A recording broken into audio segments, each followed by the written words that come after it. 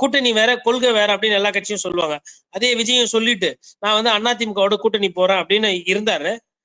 ஒருவேளை வேண்டாம் அப்படின்னு எடப்பாடி பழனிசாமி முடிவு பண்ணிட்டாருன்னா விஜய் தனித்து விடப்படுவார்.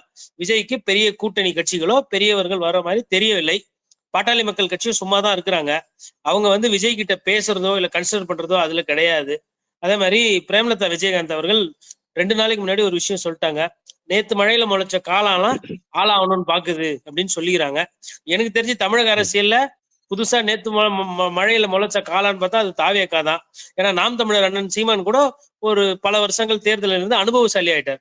அது இளம் கட்சியாக இருந்தாலும் கூட நாம் தமிழர் கட்சி ஒரு 8.2 விகிதாச்சார வாக்குகளோட இடைத்தேர்தல்னா கூட அவங்க விடுறதில்ல, பொது தேர்தல்னால விடுறதில்ல, அவங்க போட்டி போடுறாங்க.